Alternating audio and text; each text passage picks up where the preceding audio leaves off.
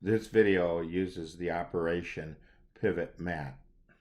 We load pivot mat by double clicking, shift clicking, right click, copy, move to our calculator, right click,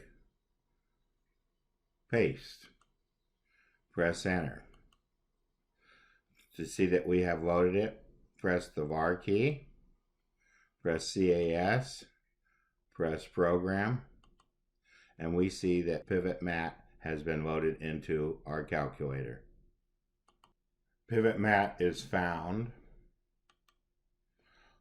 under the info, immediate mode, CAS, var option.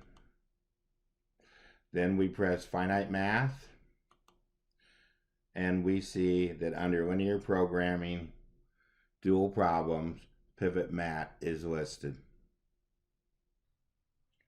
In this video, we take a look at our tools. For two equations, two unknowns, we can use the graphing part of our calculator plus the CAS solve function. For three equations, three unknowns, we found the matrix approach to be the most usable. If we had the Pro app, PC or Mac emulator, or the actual calculator, we could use the 3D graphing to verify our matrix approach solution. To use the graphing to figure out the answer, it was probably better to use it to verify, not to figure out the answer. We now are going to look at higher equation, higher unknowns, more equations than unknowns, and fewer equations than unknowns. Let's look at this chart of matrix approach tools. We have the row operations, which we used for two equations, two unknowns, three equations, three unknowns. We had pivot mat, which was the function that we added. We have row epsilon form, which we now have not talked about before, and we have row reduce epsilon form. The nice thing about the matrix approach is that it can be used with all the different kinds of linear system of equations, whether it be two equations, two unknowns, three equations, three unknowns, or the higher equations, higher unknowns, more equations than unknowns, and fewer equations than unknowns. Let's take a look at how we used it in the past with two equations, two unknowns, and three equations, three unknowns. Here we will look at the last screenshots from our three prior techniques. The easiest technique is to put the matrix into our calculator and to call up from the MathSoft key using the toolbox row reduce epsilon form of M1, and we're done. Once we have 0 equal to 1, that's inconsistent, so the answer is the empty set. Second easiest technique that we used in the past was to use pivot mat. Here again, the last screen is shown. When we use pivot mat, we do not come up with the same answer that we come up with row reduce epsilon form, but we do come up with an inconsistency because 0 cannot be equal to 3. Therefore, again, it's the empty set. If we pivot one more time on the constant, we will come up with the same answer that we came up with before.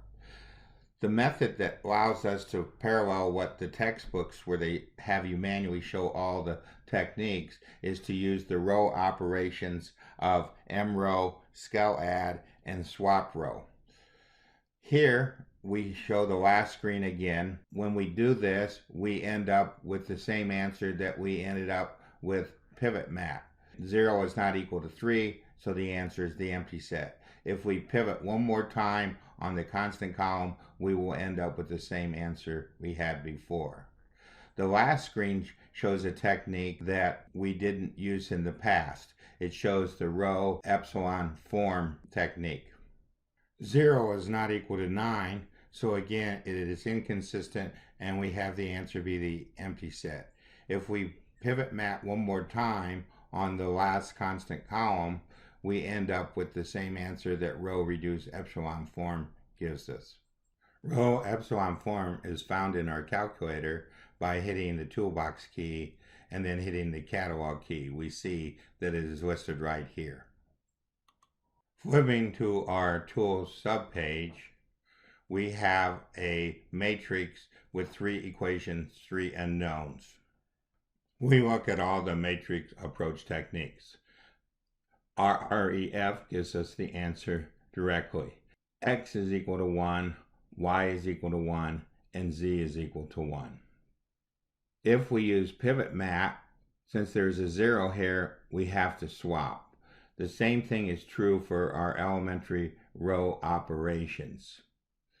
What we have is if we pivot about M2 with 1, 1, pivot about M3 with 2, 2, and pivot about M4 with 3, 3, we end up with the same answer that we got directly from our row reduced epsilon form.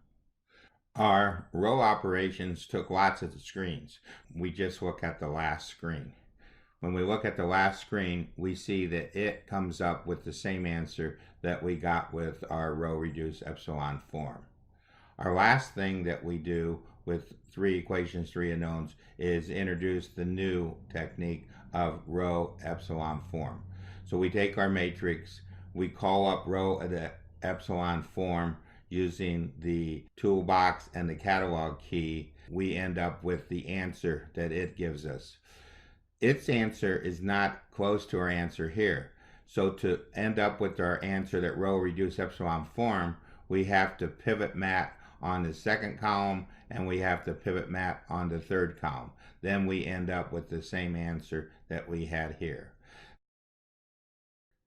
Returning to our toolbox, the matrix approach is used for the higher equations, higher unknowns, more equations than unknowns, and fewer equations and fewer unknowns.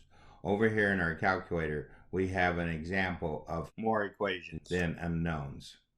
For the last 3 rows in our chart, we will only use RREF, REF, and pivot map. Scrolling through our history area, we show us using RREF, REF, and pivot map.